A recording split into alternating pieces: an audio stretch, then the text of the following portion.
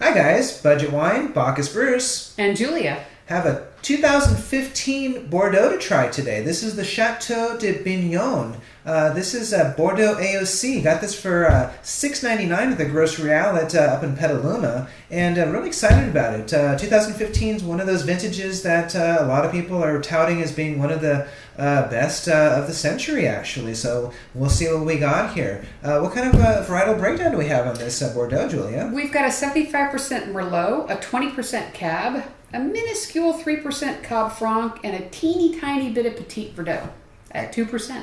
Yes, excellent. So it is a Merlot-based wine, and here in California, I think it's always important that we try as much Bordeaux Merlot as possible because it's such a different style from California. There's no jammy fruit, there's no really super exaggerated ripeness. It's really more about terroir and kind of being understated. So it's always a pleasure to try Bordeaux wines. So this particular wine is coming out of Frontenac.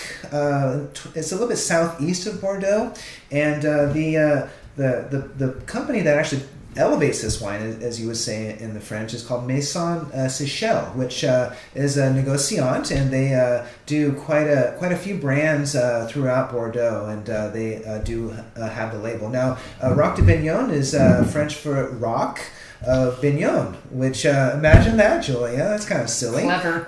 Bignon is the name of the place back in actually 1550, believe it or not, wow, where the estate really kind of got its start, and that's a long time ago. It kind of makes you realize how young we are in the U.S. here.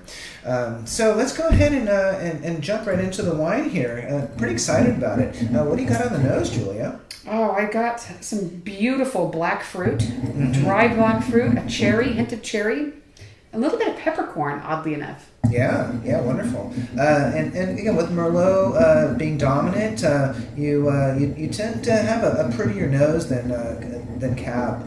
Certainly is beautiful. Let's go ahead and see what we have on the palate.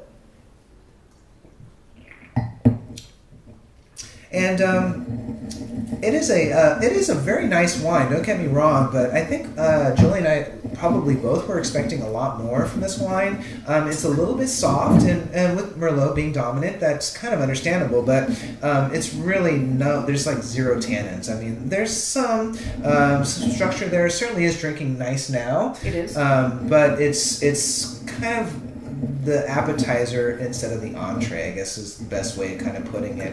It is really pretty. It does have a pretty terroir to it, which for me, it's a little bit of kind of a charcoaly, earthy style.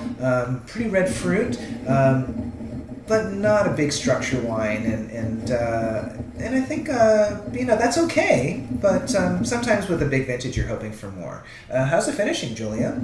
It's a light body wine, as you said, very light acids, very short finish, unfortunately. But that could be a good thing when you're trying to pair some food with this. So yeah, absolutely. The ultimate versatile red wine. I guess we're all looking for that. It's like your Swiss Army knife, right? So works out for whatever you want. So, but definitely worth trying.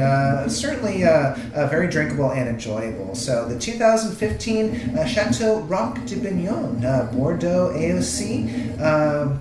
Very good value at $6.99, still, relatively speaking. So, Budget Wine, Bacchus Bruce. And Julia. Thanks for stopping by. We'll see you in the tasting room. Enjoy the rest of your day. Cheers.